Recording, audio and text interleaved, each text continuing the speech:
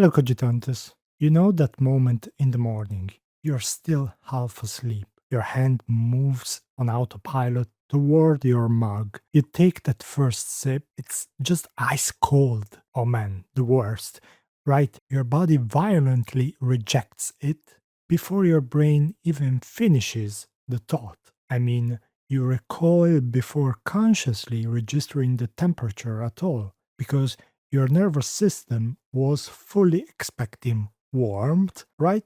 And reality delivered this sudden mismatch. So it's just a purely involuntary biological reflex. And this, dear cogitantes, is what happens when that exact physical reflex collides with the internet, the explosive online backlash to a recent video game franchise announcement. And the key to this whole situation is that the cold coffee recoil applies directly to the media you consume. There's this framework in cognitive psychology called predictive processing. What? Predictive processing? Yes, essentially, your brain is a prediction engine. It constantly generates expectations about the world. And when reality violates those predictions, well, it fires a warning signal. And our brains also tend to organize knowledge around a central, like best example,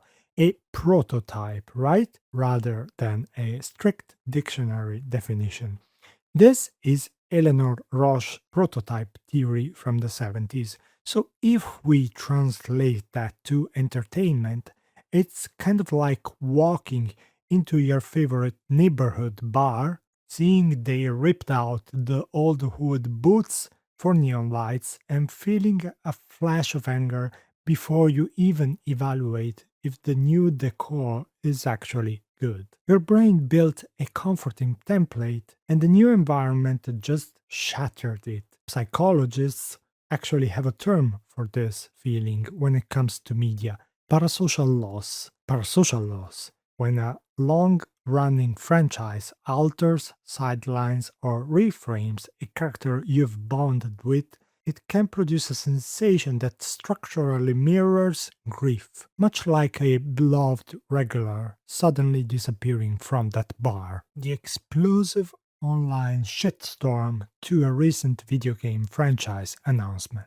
And this perfectly maps onto the internet shitstorm over the God of War franchise. In the 2018 game, Faye is already dead before the journey begins, but her absence structures everything. Her final wish, her ashes, the marked trees, and the hidden knowledge she leaves behind guide Kratos and Atreus through the entire journey. Now the studio has announced a new game where she awakens after her funeral in the Everyone, the afterlife of the gods, and becomes the fully playable protagonist, or Laufey, and the player base experienced a massive cognitive prediction error. Wait, I'm struggling with why this specific change caused such a visceral reaction. I mean, making a pivotal female character fully playable feels like a massive win for player agency and representation,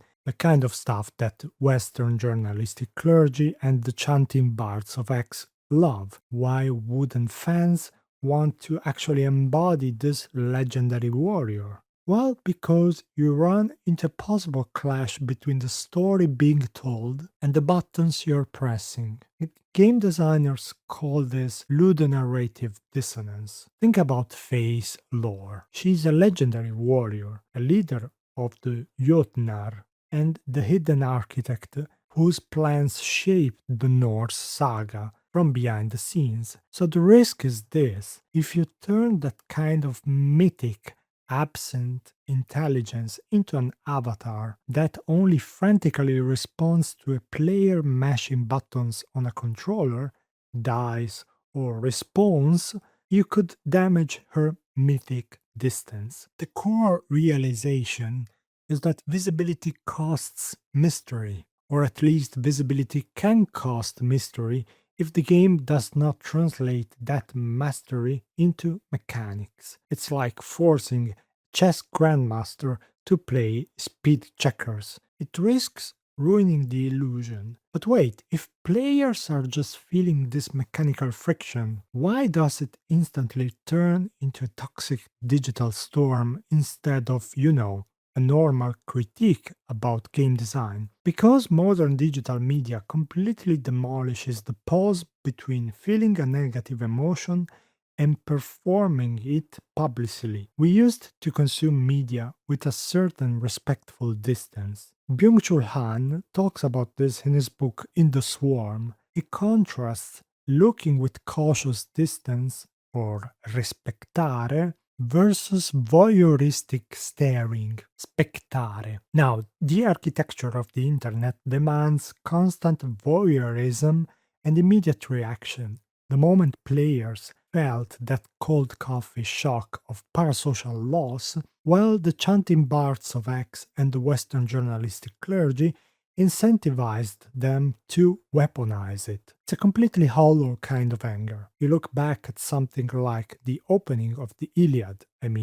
That epic begins with a focus on rage, or menin, Achilles' rage, right? But his rage had an actual narrative consequences in the word of the poem.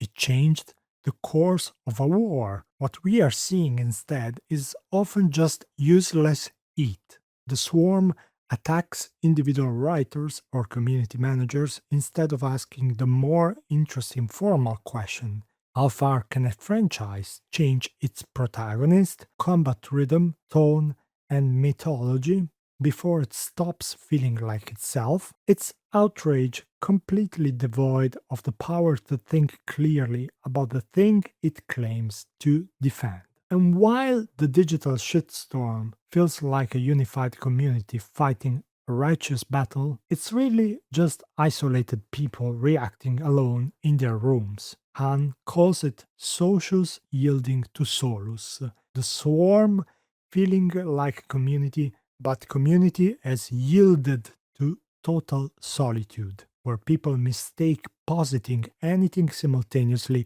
for actual solidarity. Which means the real tragedy isn't simply the game design itself, it's that a genuine, jarring cognitive disruption, that very real feeling of seeing a mythic absence become a playable body, was instantly fed into an algorithm that only values engagement and spectacle. And here's my conclusion: the platforms don't give a shit about what you think, only that you keep typing. And for the game itself, I still believe that the deeper question remains open. Can a ghost keep its immense power once you can control it?